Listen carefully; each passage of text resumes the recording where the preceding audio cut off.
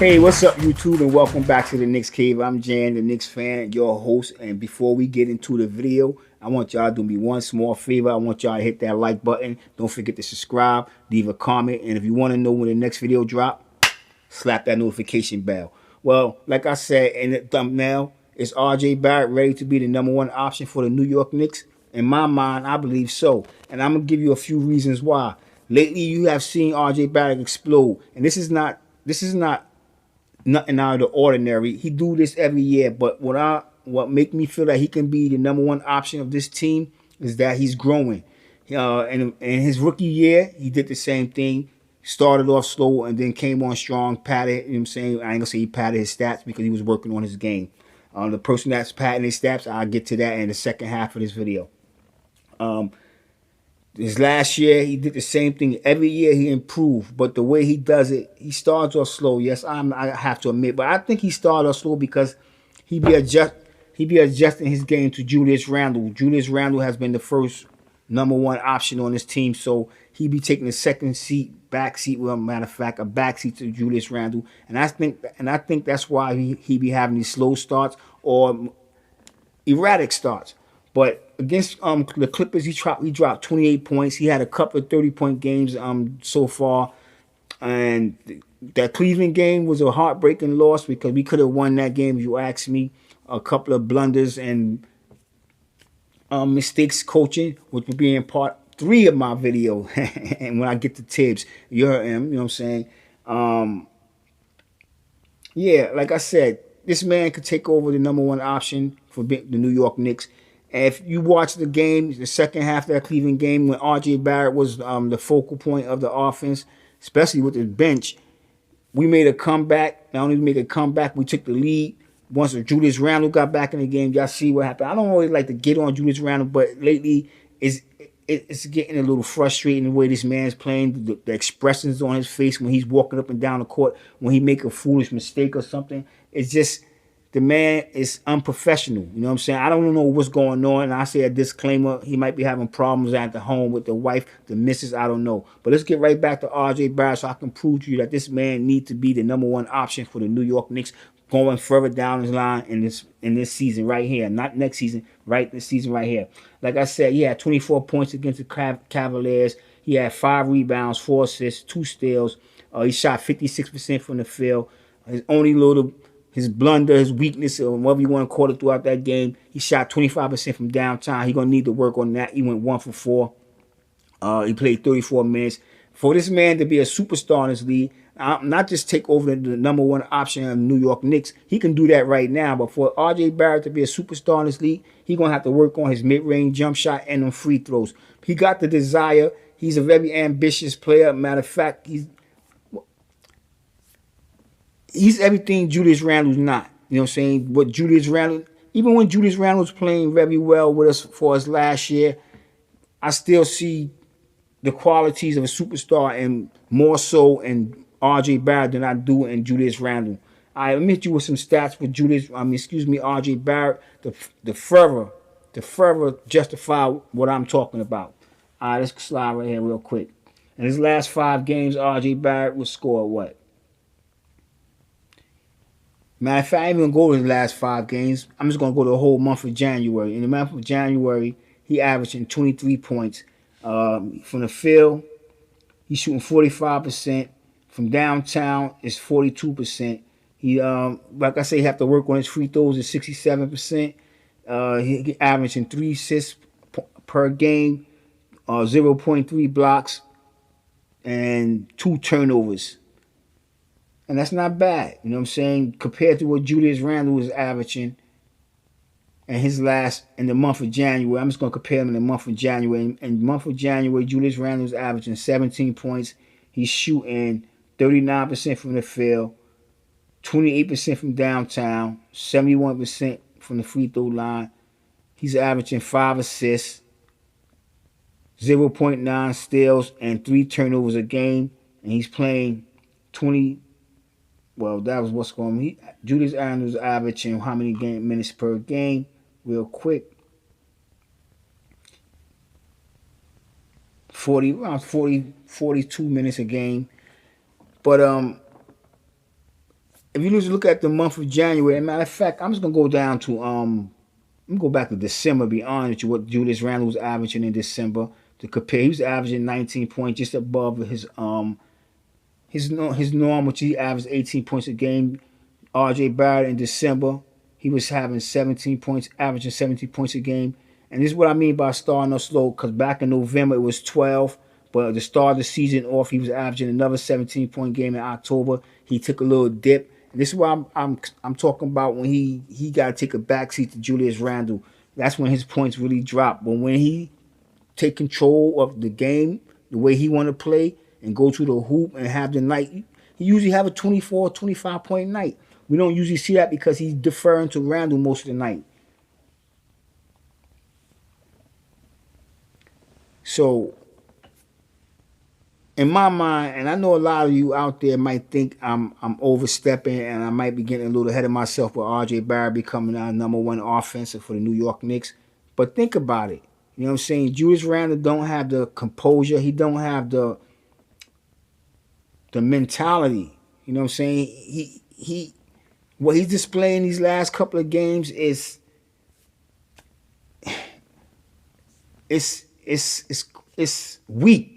To best sum it up, he been playing weak. His attitude been weak. Everything been weak about Julius Randle. He's not a leader for this team. The way he play, it reflects the whole team. He come out.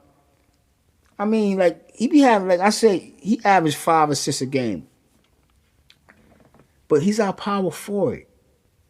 I mean, I wouldn't be mad if he was averaging 1 or 2 assists a game, but as long as he was down in the paint, as long as he's not bringing the ball up, because that's what, like Julius Randle will see the double team coming, and he will not make any type of adjustments. He'll just wait till two or three guys get on him, still try to shoot the ball, and once he see that's not happening, he'll try to pass. Somebody going to jump in the passing lane, or they just get a deflection off because he don't wait for the double team to converge on him. Let's get now. I know I was just talking about RJ Barrett, and this is one of the reasons why I feel RJ Barrett should be the leading option on this team, because RJ Barrett makes smart plays. Think about when he was in Duke. You know what I'm saying? Zion Williams rose to the top, in my opinion, and I'm going to say it again, in my opinion, because of RJ Barrett. The way RJ Barrett facilitated the ball in Duke, it made Cam Reddish look good. Why do you think Cam Reddish want to come over and play with the New York Knicks so bad? He know exactly what type of player RJ Barrett is.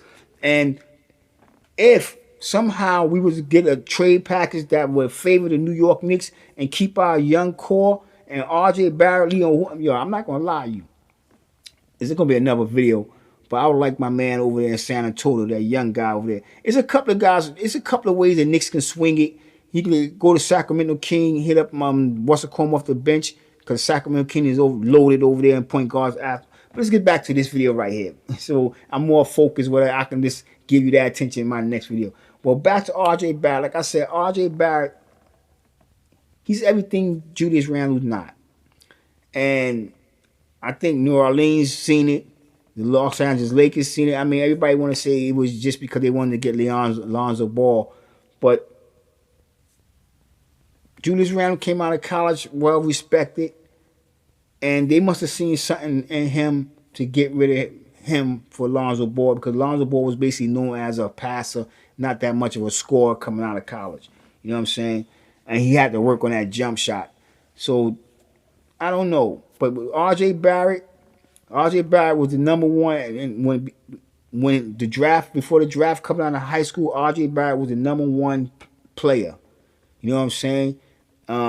Some people had him way above Zion Williams. Some people had Zion Williams ranked number 17 in 247sports.com. They had him ranked number 17 and coming out of high school.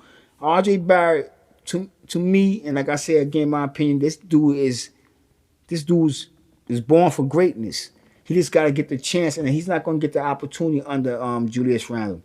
All right, with that being said, let's move right along, and I'm still going to stay on the topic of Julius Randle. Is this no more RJ Barrett? Julius Randle has been playing, let's face it,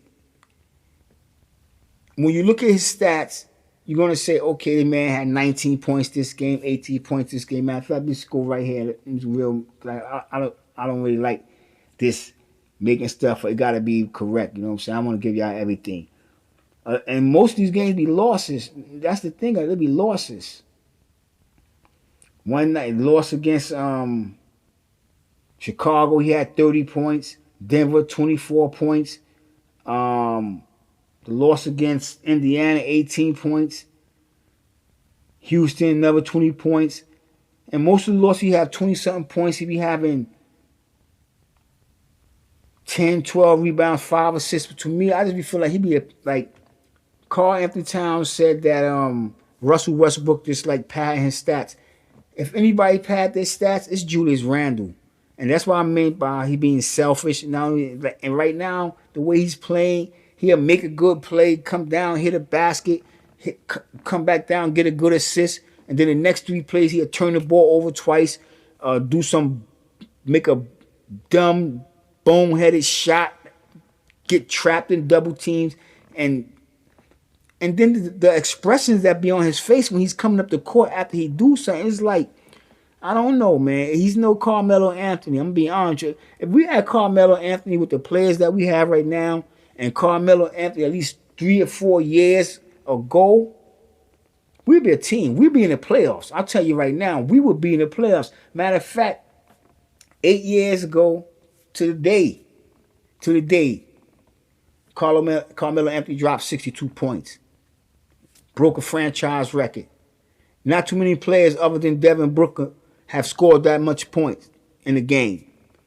Okay, look at Michael Jordan. Look at anybody. It's 62. He's going to match. He's going to match Carmelo Anthony. Steph Curry. He's going to match Carmelo Anthony.